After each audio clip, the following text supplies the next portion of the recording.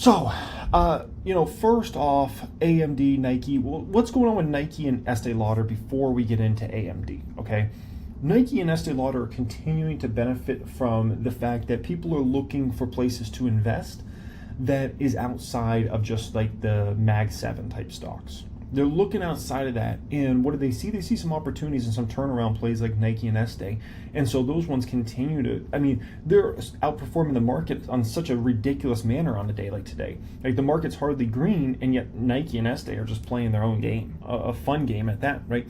And then as far as AMD, what's going on with AMD here? Well, here's what's going on with AMD.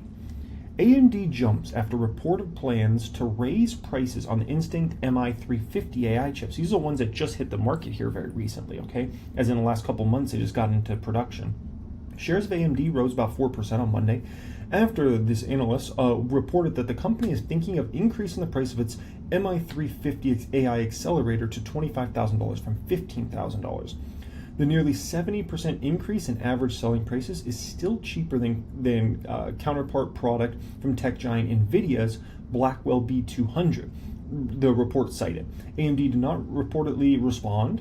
The price increase indicates that AMD is seeing demand for its AI products, and it also suggests that such a high increase shows that the company's quarterly revenue numbers may reflect notable growth.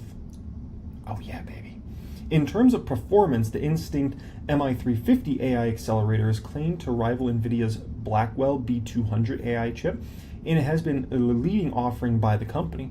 Following the news, Wells Fargo analyst Aaron Rakers reiterated their recent positive preview in which they increased their AMD data center graphics processing unit, or GPU. The analyst added that the key focus of AMD's upcoming fiscal second quarter results on August 5th, coming up soon, guys, really soon, as in, what is that, next week, roughly, will be the pace and breadth of the company's now ramping MI355X data center GPUs, which began shipments in June.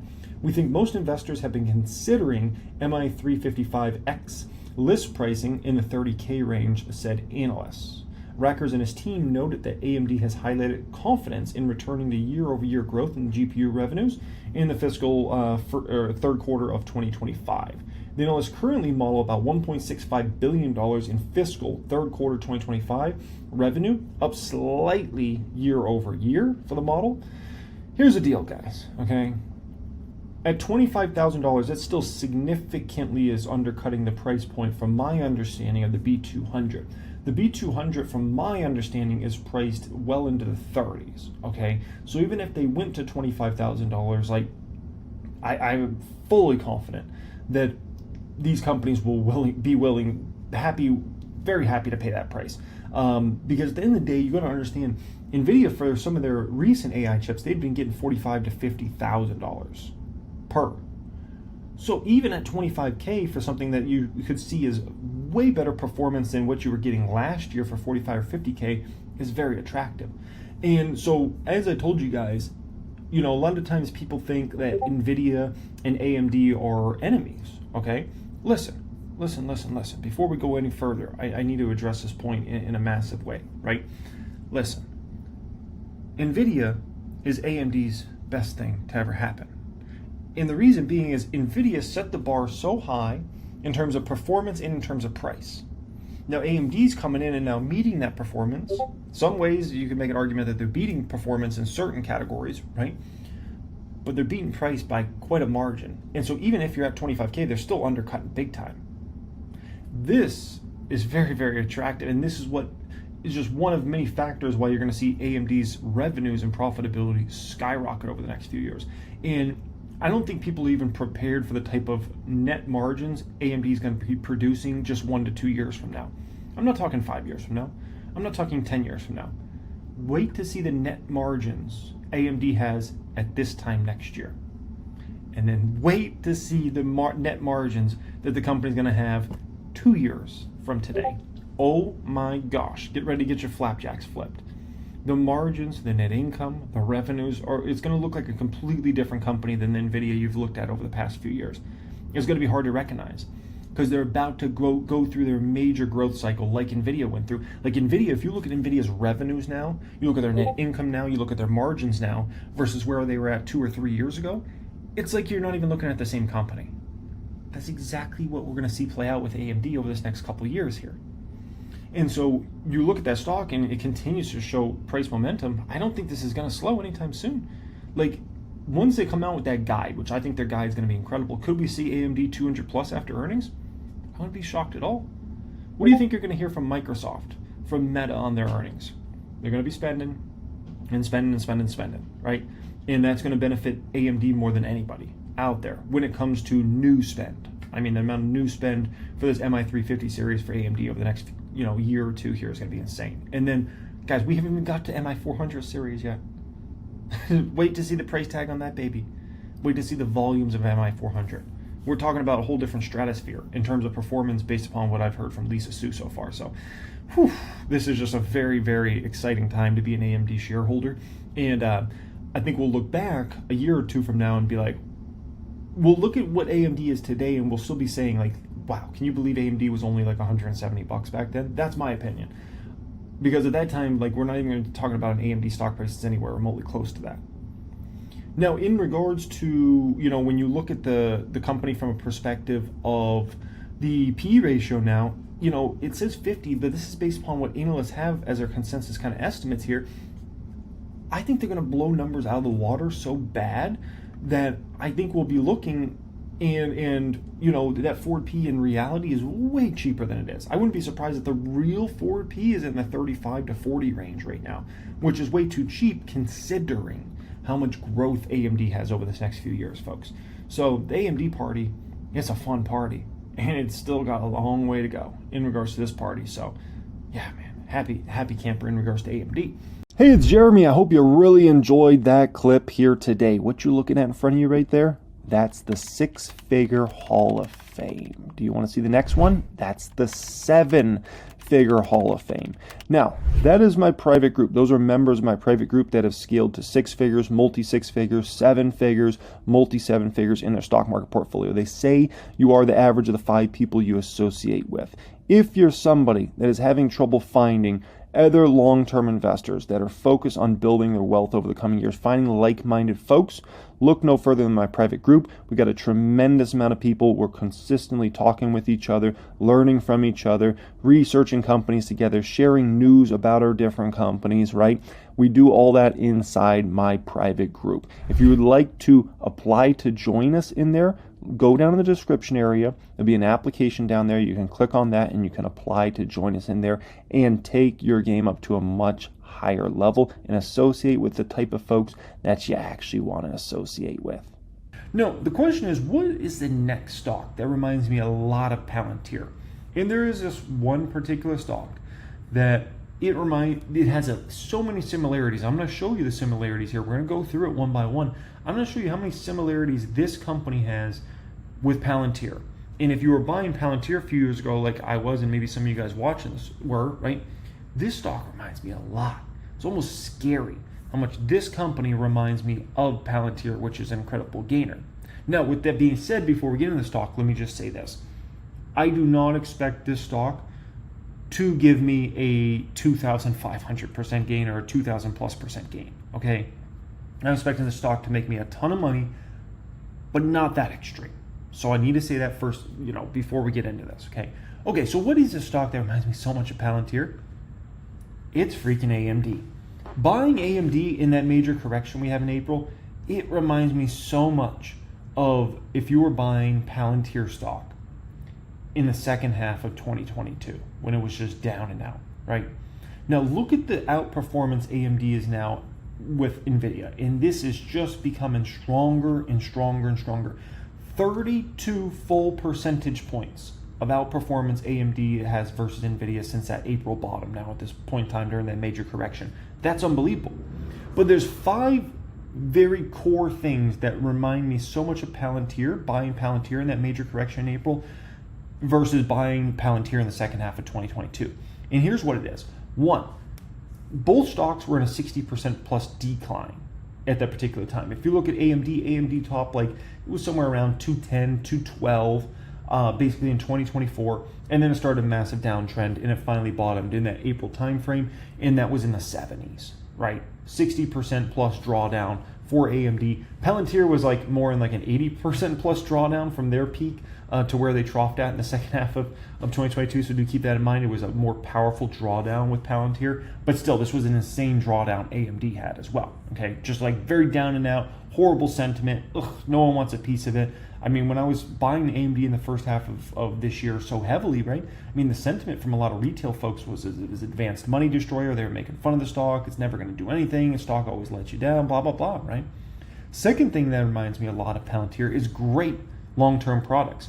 When I looked at Foundry, Gotham, Apollo, when I looked at Palantir's products, how they were doing business, it looked like great products for the long term. And I could, anybody that really knew their stuff in this industry inside and out, man, they had nothing but great things to say about Palantir. Nothing but great things.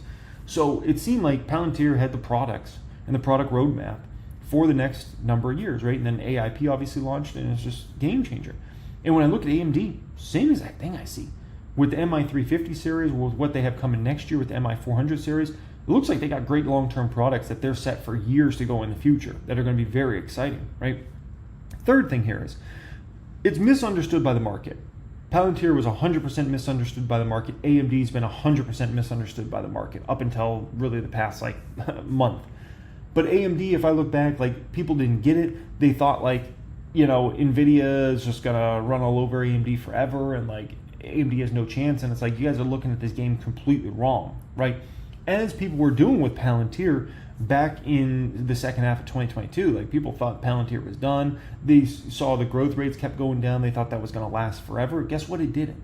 And then their growth rate started to accelerate again. And then they kept accelerating and kept accelerating and kept accelerating, right? You got great products in the market, the revenue will come around, right? Fourth, great balance sheet. If I looked at Palantir's balance sheet back in the day, one of the things that gave me a lot of comfort was the balance sheet was phenomenal. They had basically no debt, and they had good cash flows around. And if I look at AMD's balance sheet, very, good or great balance sheet at AMD. And I can only imagine where that balance sheet's going to be in a year or two from now, with how much money they're going to have pouring in, how much in profits they're going to have pouring in. Yeah, and they're not a dividend payer, so that balance sheet's going to stack with cash over this next couple of years. So AMD is about to go just from oh, there's a very good or great balance sheet to whoa, that's a special balance sheet. The fifth thing is top CEO. Now, Alex Karp wasn't proven in 2022 as a public market CEO. He's shown now that he's a top CEO, right? You get a top 20 most valuable company in the US, yeah, you're a special CEO, you're a top CEO, right? Lisa Su's already proven she's a top level CEO, right? So there's just a lot of similarities that it's kind of crazy, right? Now, the thing I'll say about AMD is I believe AMD is a much safer buy than Palantir was, right? Which is why I put a big money amount into AMD, right? A very large money amount. I'm sitting on a $425,000 position in the public count. I got a ton of shares in other portfolios as well, a ton of shares. And, now sitting on a $140,000 gain on AMD here. Just much safer than Palantir was, from the respect of Alex Karp wasn't a proven CEO really at that time. He's now known as a top CEO, but he wasn't back in 2022 when I was buying that stock. Lisa Su is, right? And additionally, Palantir, their growth rates kept going down, so that's kind of scary to buy a stock like that, right? I believe that was just temporary, and the growth rates would start to accelerate again, and that came to fruition, right? But that's scary. And the margins were not in a great place for Palantir either at that particular time. So everything was really going wrong. With AMD, look at the numbers. They just keep getting better and better and better. And imagine what's going to happen over this next few years for AMD. So and AMD obviously makes profits, right? Throws off cash. So I look at AMD and I feel like it's a much safer buy than what Palantir was when I was buying Palantir back in the second half of 2022 heavily, right? So the moral of the story is here, AMD buying that stock in the first half of this year, 2025, versus buying Palantir in the second half of 2022, it's less risk, less reward, but still a lot of reward. Do I expect AMD to return me 2,500% or 2,000+%? No. Could I see AMD returning me 300%, 500%, maybe even 700%? Yep. Could I see AMD stock, going down 50% from my cost basis? No. Could I have potentially seen that with Palantir? Sure. My cost basis was $7 or $8 or so, right? Could I have seen that stock going to 3 or 4 if it kept getting worse? Yeah, that's possible. It could have went to penny stock land. Could have. I can't see AMD going down to 50-something dollars a share, which is basically where it would need to be for me to go down 50% on my cost basis, right? I can't see that happening. So it's less risk, it's less reward, but it's still a lot of reward, right? A lot of reward. Next up here, why I sold some of the stock today, what I sold, why I did it, and those sorts of things. So what was it? Palantir. I sold more Palantir here today. Yep, another 250 shares, ching ching, cashed out. It's crazy, man. I paid $1,800 for those 250 shares, and my proceeds today from selling were $39,000 plus dollars. $39,000 from an $1,800 cost basis buy. Incredible, man. Incredible. Now, that now puts me in the public account this year at about $250,000 of gains taken in Palantir, right? I've just been cash and shares, and I got a little bit more to cash here in regards to Palantir. And when I say a little bit more, I'm talking about I got another 250 shares to cash. I basically want to get down to 1,000 shares by year end. So I got 250 shares left to cash here now at this point in time. And still, 2,000+% gainer on this one, still about a $200,000 position. So, if the stock keeps going up, by the time I sell the other 250, could still be a $200,000 position roughly. So, and the plan is with the other 1,000 shares is to just hold those babies long term. In case Palantir really becomes a $1 trillion market cap or a multi-trillion-dollar market cap, right? Which I have a lot of doubts about that. I have a lot of doubts that Palantir is going to become a $1 trillion market cap or multi-trillion-dollar market cap in the next, 5 to 10 years. I don't think it's going to happen. I think the odds that Palantir becomes a trillion or multi-trillion-dollar market cap in the next 5 to 10 years, I think it's probably like a 10% probability. I don't think it's very likely. I think it's very likely that Palantir stays in the hundreds of billions of dollars of market cap for the next 5 to 10 years, though. That's what I believe is going to go on in regards to Palantir, right? Now, if you want to know my reasoning around why I'm selling Palantir, watch the video I put out 10 days ago here on the main channel. It's got 116,000 views so far. I'm selling Palantir stock. Here's why. A lot of it comes down to valuation. I run you through the numbers in that video. I run you through my bull case for Palantir. I run you through my bear case for Palantir. I run you through my base case. Guess what? The stock's even higher today than it was when I did that video, which means the risk reward is even less attractive than when I did that video. So if you really want to know my in-depth reasoning of why I'm making this move, you can watch that video there, right? Now, I posted this on my X page regarding Palantir here today and kind of where my expectations are for the stock price in the short term and longer term, okay? I said this, and by the way, if you don't follow me on X, it's always linked in the description area of all my videos. You can search me on there, Holy Smokers, as well, but if you just want to click the link directly on your phone or iPad or computer or whatever, it's always linked in the description area of all my videos, okay? And I post a lot of stuff on there, so you might want to follow if you use X, that is. I said Palantir is an out-of-control animal. My guess is the fun ends somewhere between 1 week to 6 months from now, somewhere in there, right? And, as soon as we start getting a sniff that growth rates are going to start to decelerate, the stock will already start getting hit hard. Maybe that happens, when their next earnings come out here in the next couple of weeks. Or maybe that's, 2 quarters from now. We'll see. But I think it's likely in the next few quarters here that we're going to see and start to sniff out like Palantir is about to start decelerating their growth rates, right? Which is going to be a whole situation for the stock to go through at that point in time. I said the 2025 highs we hit this year won't be touched until the 2030s. That's my opinion. 2026 through 2030, the stock will be flat or down from the 2025 highs. That's my prediction. It's tough, man. And that's why I'm selling Palantir, because I am fully of the belief that the highs we hit here this year in 2025, if we fast forward years in the future, we're going to be sitting on a stock that's likely going to be flat or down.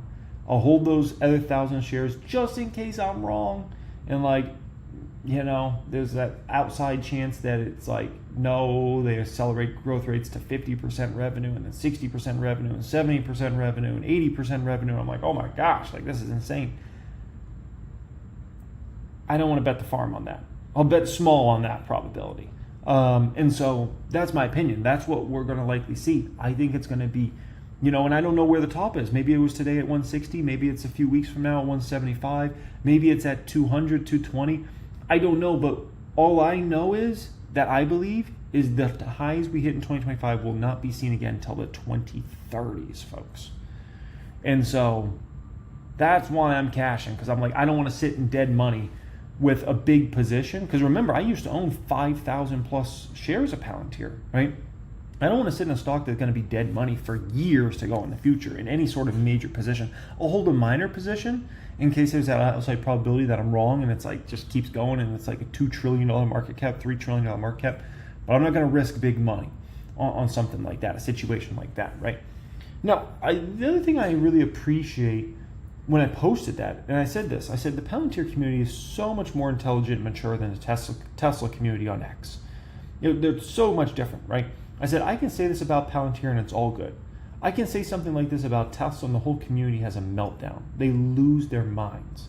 I love the Palantir community. And that's the one thing that makes me sad about, continue to cash my Palantir shares here is just like, I really like the Palantir community a lot. I've learned to started resenting a lot of the Tesla community because they're just so immature and they're just like so disillusioned and just like crazy people. The Tesla community just has too many wackos in it that I'm just kind of like disappointed. And also the Tesla community has a lot of people that have like entire business models around just like pumping Tesla and pumping Elon Musk positive everything. And so, the Palantir community is just not like that. It's just so much more of an intelligent, mature community. And I really appreciate that. No, by the way, the Palantir community might change, guys. And this is a big warning for you guys as well. Since there's been such a retail frenzy kind of in Palantir recently, you could get into a situation where, a few years from now, you look at the Palantir community and it disgusts you because there's just like clueless people in the stock. Like there's just so many clueless people in Tesla nowadays because they got emotionally wrapped up into it, right? And that could happen with Palantir. So keep that in mind because remember, like Tesla back in the day, I'm talking 2019 before it made its big move. I'm telling you guys, Tesla had the most intelligent community in the entire stock market behind that stock. Bar none. It was the most intelligent community. I remember talking about Tesla back in those days, and I would just have very high-level discussions with a lot of other folks around Tesla back then that were also very invested in the company and, saw the EV revolution coming and all this stuff before other people saw it, right? And we took advantage of that, and we reap the benefits of incredible gains, and people made tens of thousands of dollars, hundreds of thousands of dollars, millions of dollars. Some made tens of millions of dollars on Tesla stock, right? Incredible. But it was a very intelligent community. I cannot say that nowadays. If I post something around Tesla, I get almost nothing intelligent back. It is very low level, low IQ like responses, like very memeish, trollish type stuff. It's not high level anymore. It's sad. And so understand, Palantir could be on its way to becoming that, which is scary and sad. But it might happen. It might happen. And then people will be sitting on this stock for years and years and years, making no money on it, and probably just grow even more mad about the whole situation, right? And turn even crazier. And that's what happened with Tesla. I mean, Tesla stock in the past 4.5 years, where's it gone? Nowhere. You've been sitting on Tesla stock for 4.5 years, it hasn't made any money. It's still not going to make any money for you anytime soon. So that stock, on a 5-year basis soon enough will have not made people money. 6-year basis, 7-year basis, people are like, what the heck, man? There might be a day to end up buying back into Tesla, by the way, but it's not right now, man. It's not right now. So do keep that in mind. I like this. Andre posted this one on X. It said, Jeremy, Tesla community, I'm going to poke you. The thing is, I come from the Tesla community. Like, I built the Tesla community, man. There was no Tesla community before I joined. There was the only Tesla community that had existed before I really joined in 2019 or 2018, 2019. I started covering Tesla in 2018, right? the only Tesla community that was really out there at that time was short seller community. There was a big short seller community around Tesla. There was not really a long community. Even like the only people that really made Tesla related content back in like 2019 was myself and this guy named Galileo, who ran a channel called Hyperchange. That was it, man. And we'd talk Tesla all the time and do all these Tesla videos, but there was not like this big Tesla community, right? But yeah, a lot's changed, man. A lot's changed. And we always went into these subjects, you know, and what's crazy about that is we always went into these subjects never in a cocky, arrogant manner. When we would talk about Tesla, it was always in, you know, this is what we think is going to happen, here's the math around it, blah, blah, blah, blah, blah, right? The only ones that were really cocky and arrogant back then and, you know, had the little snarky remarks and all that, that was a short seller community, right? And we know how that ended. But now I look at the Tesla community, I can't get math, I can't get high level stuff from 99% of them. Like there's probably like 1% of the community I can actually get intelligent, like, let's talk about this, let's run some math, okay, we could do this, what if they do this, blah, blah. It's like 1% of the community now. 99% is like the short seller community back in the day where it's just very cocky and arrogant. It's a problem, man. It's a problem. And, you know, stock continues to just be a money suck for people. There's so many great investment opportunities over the years and just people are missing them again and again and again. That sucks, man.